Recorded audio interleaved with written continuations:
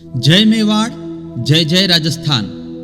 दोस्तों, आज मैं आपको एक ऐसी अद्भुत वीर योद्धा की गाथा सुनाऊंगा जिसने जन्म तो केवल एक बार लिया, लेकिन अपने वचन को निभाने के लिए दो बार युद्ध भूमि में वीर गति को प्राप्त हुआ है। जी हां, ये कहानी आपको चौंका देगी और सोचने पर मजबूर कर देगी कि आखिर मेवाड़ में ऐसे भी वीर हुए हैं। आइए आज परिचित होते हैं उस बाके वीर बल्लू चंपावत से, जिसने 2 बार युद्ध भूमि में अपने प्राण दिए। इससे पहले जो मैंने आपको एक वीर गाथा सुनाई थी, अमर सिंह की गाथा, उसी के आगे की ये कहानी है। अगर आपने अमर सिंह की गाथा नहीं सुनी तो डिस्क्रिप्शन में दिए लिंक पर जाकर अमर सिंह की गाथा सुनिए, उसके बाद आप इस कहानी को जरूर सुनिएगा। इस कहानी को समझने के लिए थोड़ा सा फ्लैशबैक में जाना पड़ेगा। जब महाराजा गजसिंह ने अमर सिंह जी को जोधपुर से निष्कासित कर दिया था, तब उनके 2 वीर सिपाही बल्लू चंपावत और भाव सिंह कुंपावत भी अमर सिंह जी के साथ यह कहते हुए आगरा की ओर चल दिए थे कि यह आपका विपत्ति का काल है और इस वक्त हम आपकी सहायता करेंगे। आगरा जाने के बाद बादशाह ने अमर सिंह को नागौर परगने का राज्य सौंप दिया था।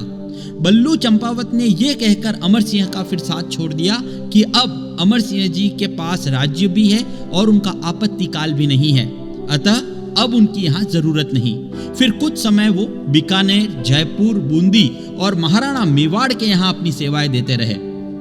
बल्लू चंपावत की वीरता की कहानियां धीरे धीरे पूरे मेवाड़ में प्रसिद्ध होने लगी और कुछ समय बाद महाराणा मेवाड़ जगत सिंह जी ने उन्हें एक नील धवल नाम का घोड़ा भेंट किया था।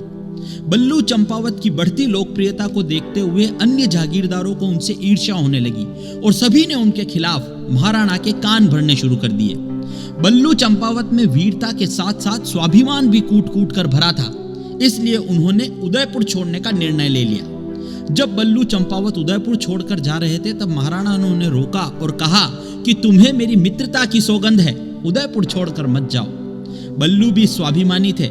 उन्होंने महाराणा प्रताप को उस वक्त एक वचन दिया। उन्होंने वचन दिया कि महाराज, अभी तो मुझे जाना होगा, लेकिन जब भी आपको मेरी जरूरत होगी मैं दौड़ा चला आऊंगा। यह कहकर बल्लू उदयपुर छोड़कर चले गए। उदयपुर से जब वो निकले तो उसके बाद की यह घटना है जब अमर सिंह राठौड़ ने आगरा के किले में सलावत खां की भरे दरबार में गर्दन काटी थी। उसके बाद उन्हें भी धोखे से मार दिया गया था और बादशाह के आदेश के बाद अमर सिंह का शव किले की बुर्जी पर रखवा दिया था, ताकि चील और कौवे उन्हें नोच नोच कर खा जाए। उस समय मुगलों द्वारा जो अत्याचार किए जा रहे थे वो काफी विभत्स थे। ऐसे में अमर सिंह की रानी ने सती होने के लिए अमर सिंह का शव आगरे के किले से लाने के लिए बल्लू चंपावत और भाव सिंह कुंपावत को बुलावा भेजा, क्योंकि विपत्ति में सहायता का वचन इन्हीं दोनों ने दिया था। देखिए गजब की कहानी बल्लू चंपावत की वीरता की। नस नस में खून का प्रवाह तेज हो जाएगा इस कहानी को सुनकर। बल्लू चंपावत ने जैसे ही यह समाचार सुना तो वे सन्न रह गए। उन्हें विश्वास नहीं हुआ कि अमर सिंह राठौड़ जैसे शूरवीर योद्धा को आगरा के किले में मार गिराया है। लेकिन जब उन्हें मालूम चला कि अर्जुन गौड़ ने धोखे से उन्हें बुलाया और मौत के घाट उतार दिया, तो चंपावत का चेहरा तमतमा गया। उन्होंने आसन्न संकट का सामना करने और मां भारती की अपेक्षाओं पर खरा उतरने का निश्चय किया। बल्लू चंपावत के हृदय में देशभक्ति और स्वाभिमान और स्वामी भक्ति की सुनामी मचलने लगी थी। उन्हें विश्वास नहीं हो रहा था कि ऐसी घटना, और वो भी अमर सिंह राठौड़ के साथ, हो सकती है। उन्होंने बिना समय गंवाए अपनी तलवार उठाई और हर हर महादेव का जयकारा लगाते हुए उठ खड़े हुए। उनकी भुजाएं फड़कने लगी और वहां मौजूद लोग उनकी हुंकार सुनकर भयभीत हो गए कि ये मेवाड़ी शेर अब किसी को नहीं छोड़ेगा। बल्लू चंपावत भी मां भारती के ऋण से मुक्त होने का संकल्प लेकर वहां से निकल दिए। देखिए बल्लू चंपावत अपने उस सफेद घोड़े पर सवार होकर आगरा के किले के बाहर पहुंचे। जैसे ही बल्लू चंपावत आगरा के किले के बाहर पहुंचे तो सभी सैनिकों ने उन्हें घेर लिया। तब उन्होंने सैनिकों से कहा कि बादशाह तक मेरा एक पैगाम भिजवा दो। उनसे कहना, मैं अपने स्वामी अमर सिंह के अंतिम दर्शन करने आया हूं, कृपया मुझे स्वीकृति प्रदान करें। बादशाह ने उन्हें अमर सिंह के दर्शन करने की अनुमति दे दी और किले के दरवाजे खोले गए। बल्लू चंपावत उसी घोड़े पर सवार होकर मुगल सैनिकों के बीच किले के अंदर प्रवेश हो गए। उनके अंदर जाते ही किले के सारे दरवाजे फिर से बंद कर दिए गए। बादशाह के सामने पहुंचते ही बल्लू चंपावत ने कहा, जो होना था वो तो हो गया है, लेकिन अब मैं अपने स्वामी अमर सिंह के अंतिम दर्शन करना चाहता हूं, उन्हें अंतिम बार प्रणाम करना चाहता हूं। उस समय किले के अंदर बल्लू चंपावत अपने घोड़े पर सवार थे और उनके चारों तरफ मुगल सैनिकों ने घेरा बना रखा था। मुगल सैनिकों की भयंकर घेराबंदी के बीच बल्लू चंपावत घोड़े से उतरे और अमर सिंह की देह के पास घुटने के बल बैठ गए। फिर उन्होंने अमर सिंह को अंतिम प्रणाम किया। यह नजारा वहां मौजूद सभी लोग देख रहे थे। अमर सिंह की देह को देखकर बल्लू की आंखों से अचानक आंसू छलक गए। उनके आंसू की बूंद जमीन पर गिरती उससे पहले बल्लू आंधी के वेग से उठे और पलक झपकते ही अमर सिंह की देह को अपने कंधे पर लादकर घोड़े पर बैठ गए। मुगल सैनिकों के बीच सिंह गर्जना के साथ हर हर महादेव का जयकारा लगाया और किले की बुर्जी से घोड़े समेत नीचे छलांग लगा दी। चारों ओर हाहाकार, मुगल सैनिकों में हड़कंप मच गया। मुगल सैनिकों ने उनका खूब पीछा किया, लेकिन बल्लू चंपावत अमर सिंह का देह लेकर आंधी की तरह निकल गए और यहां लाकर रानी मां को सौंप दिया। उसके बाद बल्लू चंपावत अपने अन्य साथियों के साथ फिर से आगरा गए और अमर सिंह की मौत का बदला लेने के लिए उसी किले में घुसकर कई मुगल सैनिकों को मौत के घाट उतार दिया। आगरा के किले में हुए इस भयंकर युद्ध में कई मुगल सैनिक मारे गए।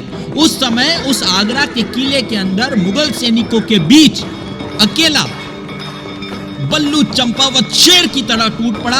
हर हर महादेव के, जय मात भवानी के जो जयकारे हैं वो उस किले के अंदर लगाए जा रहे थे। इस भयंकर युद्ध में कई मुगल सैनिक मारे गए, लेकिन बल्लू चंपावत भी इस युद्ध में वीर गति को प्राप्त हो गए। उसके बाद यमुना नदी के किनारे उनका पहला दाह संस्कार हुआ। यहां आज भी उनकी स्मृति में एक स्मारक बना हुआ है। आप जब भी जाएं उसे जरूर देखना। इस घटना के काफी समय बीत जाने के बाद एक बार मुगल बादशाह औरंगजेब ने मेवाड़ पर चढ़ाई कर दी। तब उदयपुर के महाराणा जगत सिंह जी ने सन 1680 में उनकी सेना के साथ इस देबारी में युद्ध किया था। इस युद्ध के दौरान मेवाड़ की सेना मुगल फौज के सामने कमजोर पड़ने लगी थी। तब महाराणा जगत सिंह ने वीर बल्लू चंपावत को याद करते हुए मन ही मन कहा, हे रणबाके राठौड़ बल्लू जी, आज इस मेवाड़ धरा को आपकी जरूरत है। तुमने तो विपत्ति में साथ देने का वचन दिया था और फिर आज कहां गायब हो गए। जैसे ही उन्होंने अंतर मन से बल्लू चंपावत को याद किया, थोड़ी ही देर बाद महाराणा सहित अन्य लोगों ने देखा कि बल्लू चंपावत उसी नील धवल मेवाड़ी घोड़े पर सवार होकर बादशाही सेना से युद्ध कर रहे थे। वे मुगल सैनिकों के धड़ इस तरह अलग कर रहे थे जैसे कोई सब्जियां काट रहा हो। काफी देर युद्ध करने के बाद बल्लू चंपावत इस युद्ध में दोबारा वीर गति को प्राप्त हुए। यहां उनका दूसरी बार दाह संस्कार किया गया। उनकी स्मृति में यहां भी एक छतरी का निर्माण करवाया गया है। इतिहास की इस अद्भुत घटना को भले ही आज के भौतिकवादी लोग न माने, पर मेवाड़ का इतिहास इस बात को भुला नहीं सकता कि वह क्षत्रिय मृत्यु के बाद भी अपना वचन निभाने के लिए देबारी की घाटी में दोबारा युद्ध लड़ने आया था और 2 बार युद्ध के मैदान में वीर गति को प्राप्त हुआ है। तो ये कहानी थी बल्लू चंपावत की, एक ऐसे वीर योद्धा की जिसने अपने वचन की खातिर 2 बार युद्ध भूमि में मुगलों से सामना किया और दोनों बार वीर गति को प्राप्त हुआ। एक ऐसा योद्धा जिसने जन्म एक बार लिया लेकिन मौत 2 बार आई, और ये मौत सिर्फ मातृभूमि की रक्षा के लिए, अपने वचन को पूरा करने के लिए आई। आपको बल्लू चंपावत की ये कहानी कैसी लगी हमें कमेंट बॉक्स में जरूर बताएं। और यहां मैं एक बात और बताना चाहूंगा कि ये कहानी हमें सोशल मीडिया से मिली है। तो इस कहानी का हम दावा नहीं करते, लेकिन जिस तरह से मेवाड़ की वीर भूमि में अलग अलग तरह के योद्धा हुए हैं, उनमें से एक बल्लू चंपावत भी हैं, और उनकी इस वीर गाथा को पढ़कर सुनकर आपके भी रोंगटे खड़े हुए हों तो कमेंट बॉक्स में कमेंट करके अपनी राय जरूर दें और हमें बताएं कि हमारा ये प्रयास आपको कैसा लगा। फिलहाल अभिषेक जोशी को दीजिए इजाजत। नमस्कार। जय मेवाड़, जय जय राजस्थान।